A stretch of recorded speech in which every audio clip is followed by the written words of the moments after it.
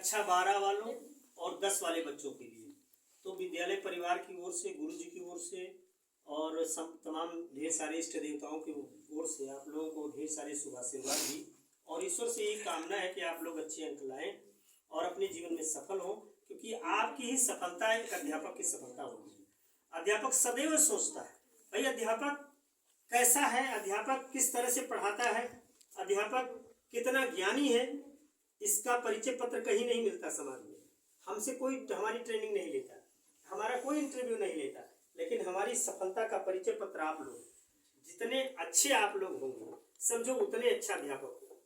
जब आप अच्छे अंक लाते हैं तो सब लोग ये नहीं पूछते कि आप कितने तेज थे, आप कहाँ पढ़ते थे, ये लोग पूछते हैं आपको गणित कौन पढ़ाता था, आपको अंग्रेजी कौन पढ़ाता है, आपको हिंदी कौन पढ़ाता है ना। तो आपकी सफलता अध्यापक का परिचय पत्र होता है। इसीलिए सभी अध्यापकों को भी चाहिए कि पूरे मनोयोग से पढ़ाएं, और आप लोगों की ही सफलता हम लोग की सफलता है। शांत रहे। वैसे आप लोगों का भी प्रयास होना चाहिए कि ये जो भारत है हमारा, इसका भविष्य आप लोगों को ही कंधे पर है। आप लोगों का ही विकास भारत का वास्तविक विकास है। तो आप लोगों को इतनी मेहनत से अपनी इस परीक्षा को क्रैक करने हैं, इस परीक्षा में सफलता लाने हैं, इतने अच्छे नंबर्स लाने हैं, जिससे कि सबसे पहला तो भारत हमारा तरक्की करेगा, और दूसरी बात आपके अध्यापक का नाम। आप ये भी एक बात और भी जानेंगे, अध्यापक और विद्यार्थी के बीच का जो संबंध है वो एक अनोखा संबंध होता है। आपके और बीच में न कोई जेनेटिक रिलेशन है, न कोई ब्लड रिलेशन है, फिर भी एक विद्यार्थी और एक अध्यापक के बीच ऐसा रिश्ता होता है कि हर विद्यार्थी अपने विद्यार्थी को अपना पुत्र मानता है। जब आपका रिजल्ट निकलता है तो आपको आज एक बात बताऊंगा कि हो सकता है कि आपके पिताजी लोगों को, आपके माताजी लोगों को उतनी खुशी नहीं होती है जितनी खुशी हम लोग यहाँ रिजल्ट देखते हैं। विद्यालय में एक जगह बैठ करके हम लोग सभी विद्यार्थियों का रिजल्ट देखते हैं मोबाइल पे, और जब देखते हैं कि फला बच्चे का इतना नंबर आया तो हम लोग हमारे खुशी के यहाँ उछल पड़ते हैं कि इतनी उम्मीद नहीं थी लेकिन बहुत बढ़िया नंबर लेकर आया। भाई ना आप मेरे बेटे हो, ना आप कमाओगे मुझे मिलेगा, है ना, आपने फीस दिया हमने पढ़ाया, लेकिन फिर भी एक रिलेशन जो बन जाते हैं 2-4 सालों के बीच में, वो एक ऐसा रिश्ता होता है कि आपकी खुशी, आपकी सफलता हमें इतना सरोकार करती है, इतना गदगद हो जाते हैं हम लोग आपकी सफलता को देखकर कि हम लोग फूले नहीं समाते। तो इसलिए आप लोगों को प्रयास करना है, और यही हम लोगों की गुरुदक्षिणा होगी। आप लोगों से जो आप पहले पुरानी परंपराओं में जाएंगे, जब आश्रमों में शिक्षा होती थी तो विद्यालय का नाम आश्रम भी होता है, जानते हैं ना, जैसे घर का पर्यायवाची आश्रम भी। तो आश्रम में जब होता था तो जब विद्यालय में बच्चे पढ़ करके और अपनी प्रमाण पत्र लेके जाते थे तो गुरुदक्षिणा मांगते थे, फीस नहीं चलता था पहले, गुरुदक्षिणा। एकलव्य की कहानी पढ़े होंगे, उसने पूरा जीवन अपना गुरुदक्षिणा के रूप में दिया था, देख रहे हैं ना। तो गुरु की महत्ता इससे साबित होती है। तो गुरुदक्षिणा के रूप में हम लोग आपसे कुछ नहीं मांगते, घूस नकल कराने के लिए किसी से बच्चों से पैसा नहीं लेते। कोई बता नहीं सकता है कि आप मुझे 500 दे दो मैं तुमको पास करा दूंगा। हमारे यहाँ काम होते हैं लेकिन वह डायरेक्टेड होता है, बड़कने काम होता है, बड़कना नहीं होता। तो इसलिए गुरुदक्षिणा आप लोगों से यही मुझे मांगना है कि आप लोगों की गुरुदक्षिणा ये होगी कि आप लोग जितने बढ़िया नंबर लाएंगे और हम लोगों का हृदय गदगद होगा, ये हमारे लिए सबसे बड़ी गुरुदक्षिणा होगी। तो इसलिए आप लोग जितना भी जोर लगाना होगा उतना जोर लगाना है। परीक्षा के दौरान किसी को किसी तिलक में नहीं जाना है, ये बिल्कुल प्रतिज्ञा करनी है। किसी को किसी परीक्षा में नहीं जाना है, किसी को किसी बारात में नहीं जाना है, पनीर के नाम सुन के किसी पनीर सनीर काला जाम सेना सब छोड़ देना है। परीक्षा के दौरान परीक्षा से कोई खिलवाड़ नहीं, कहीं भी नहीं जाना है। अपने अपने माता पिता से ये आग्रह करनी है कि मेरी परीक्षा है, मुझे कम काम सौंपे आप, ये निवेदन करना है, समझ रहे ना। लेकिन अगर घर में पिताजी की स्थिति ऐसी है कि आपको काम करना ही है तो काम करके भी पढ़ना बहुत जरूरी होता है। इससे आप संयमित होते हैं, फुर्तबाज होते हैं। समय जितना आपका कम होगा उतने ज्यादा मेहनत आप करेंगे। तो काम भी करना है, लेकिन अगर आपके घर में परिवार है तो पिताजी से माताजी से आग्रह करनी है कि हमें कम काम सौंपे जाए। लेकिन अब पिताजी अगर आपको छूट दे दे कि भैया परीक्षा है आपको कोई काम नहीं करना है, तो हमने ठंडी महीना चल रहा है और हम विद्यार्थियों को 15 साल से पढ़ा रहे हैं, तो अनुभव मुझे बहुत है।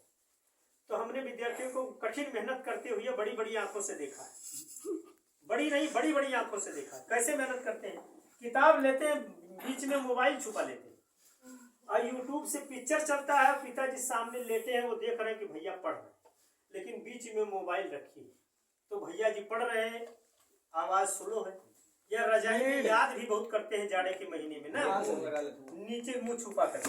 तो ये सब काम नहीं करने हैं। ये पिताजी को धोखा आप नहीं दे रहे हैं, ये गुरु जी को चूतिया नहीं बना रहे हैं अपने आप को, ये आप अपने आप के साथ धोखा कर रहे हैं। समझ रहे ना, आपको अपनी भविष्य बनानी है, आप कमाओगे, आप सुखी रहोगे, आपका देश तरक्की करेगा, इसलिए आपको अपने साथ लापरवाही तो बिल्कुल नहीं करनी चाहिए।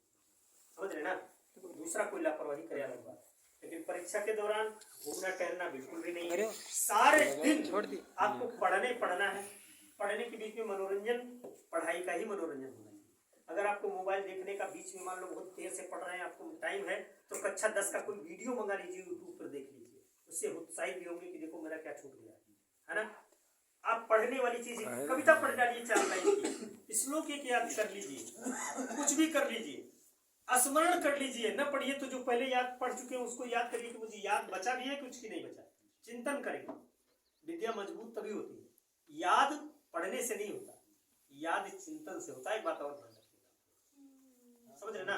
तो बच्चों, ये हम लोगों का विद्यालय के परिवार की ओर से, अध्यापकों की ओर से आपको ये संदेश कि आप परीक्षा के बीच में पढ़ने वाले लगन, त्योहार, मेले इत्यादि को त्याग देंगे, परीक्षा के बाद ही करेंगे। समझ रहे हैं, पूरा ऊर्जा परीक्षा पे लगाना है, पूरी मेहनत करनी है।